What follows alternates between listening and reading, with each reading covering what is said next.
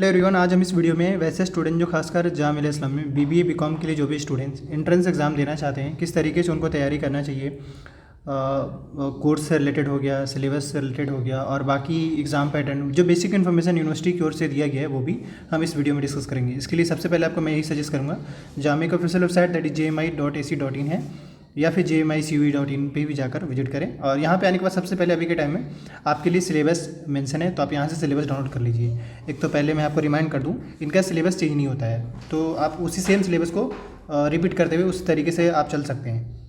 यहाँ पे आने के बाद इस तरीके से, जैसे सबसे पहले आपको कोर्स का टाइप में जाना होगा। यहाँ से कोर्स टाइप में आपका बैचलर है तो बैचलर सेलेक्ट कर लीजिएगा और आपका जो पेपर कोड है यहाँ पे ऑलरेडी मेंशन है, देख लीजिए, बीबी बीकॉम यानी B04, तो इस पर क्लिक कर लेंगे। उससे पहले ये भी मैं रिमाइंड कर दूँ, जिस स्टूडेंट्स को भी क्वेश्चन पेपर चाहिए होगा, ऑलरेडी मैंने कुछ सॉल्यूशन वाली वीडियोज़ अपलोड भी करा है, बट अगर आपको पेपर चाहिए होगा तो आप मुझे वीडियो के डिस्क्रिप्शन बॉक्स में इंस्टाग्राम का लिंक है, आप वहाँ से एक्सेस कर सकते हैं। इसके बाद आपको यहाँ पे सिंपली व्यू वाले बटन पे क्लिक करेंगे, उसके बाद इसको डाउनलोड कर लेंगे। जैसे जब इसको डाउनलोड करेंगे तो इस तरीके से अभी ओपन हो रहा है और अब हम इसको ओपन करते हैं। मैं इसलिए सिलेबस दिखा रहा हूँ क्योंकि आपको एटलीस्ट पता चल सके कि सिलेबस इसका है क्या। हालांकि सिलेबस में ज़्यादा कुछ है नहीं, आपको यहाँ पे देख सकते हैं, आपको 1 आवर 30 मिनट्स का टाइम मिलेगा टोटल। 100 MCQ रहेंगे, 100 सवाल रहेंगे, टाइमिंग आपको 1 आवर 30 मिनट्स मिलेगा। नेगेटिव मार्किंग रहेंगे, मिनिमम 50% मार्क्स है, पासिंग मार्क्स कह लीजिए, बट ये ज़रूरी नहीं है क्योंकि अल्टीमेटली सिलेक्शन तो जिसका जितना ज़्यादा मार्क्स आता है उसी के बेस पे ही सिलेक्शन होता है, ये मिनिमम रखा गया है। खैर, आपको पता चल गया 100 MCQ यानी सिर्फ MCQ रहेंगे और 1 आवर 30 मिनट्स आपको टाइम मिलेंगे। अब इसके बाद आगे सिलेबस क्या है, अब देखिए इन्होंने सिलेबस में कोई खास चीज़ें नहीं कहा। क्या कहा है, लैंग्वेज स्किल से 20 क्वेश्चन, जनरल अवेयरनेस से 40, रीजनिंग से 20 और न्यूमेरिकल एबिलिटी से यानी मैथ वाला सेक्शन से 20 हो गया और बाकी लैंग्वेज से हो गया 20 मार्क्स, 40 मार्क्स का जनरल अवेयरनेस और रीजनिंग का 20 मार्क्स। तो ये 100 मार्क्स का पेपर रहेंगे, कोई थ्योरी लिखने की ज़रूरत नहीं है, सिर्फ MCQ रहेगा और वो भी OMR शीट रहेगा, उसमें आपको सिंपली कलर करना पड़ेगा। इस तरीके से मान लो जो भी आपका करेक्ट आंसर है तो वो आपको कलर करना पड़ेगा।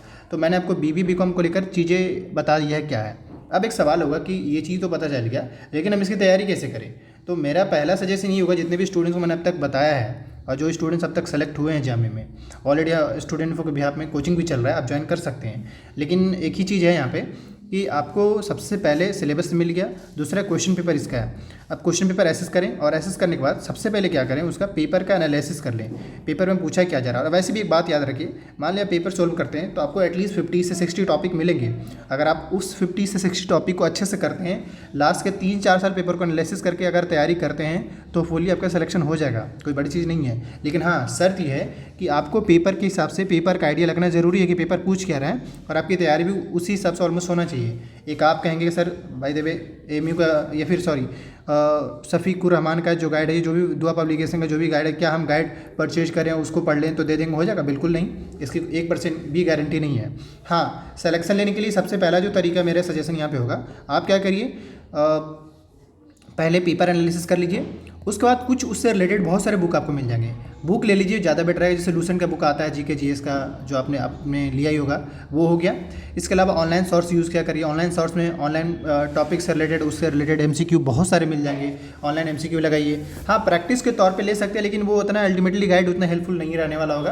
आप पहले पेपर देखिए, उसके बाद आप गाइड के बारे में, बट ये इन सब में गाइड लेने से ज़्यादा मुझे बेटर लगता है पेपर एनालिसिस और उससे रिलेटेड कोई भी SSC लेवल का बुक, चाहे SSC लेवल का मैथ ले लीजिए, SSC लेवल का रीजनिंग का बुक ले लीजिए, SSC लेवल के लिए GS का बुक ले लीजिए, ये बहुत हद तक हेल्प कर जाएगा। लेकिन याद रखें, आपको ऑनलाइन सोर्स भी यूज़ करना है, वो ऑनलाइन सोर्स बहुत हद तक आपको हेल्प करेगा।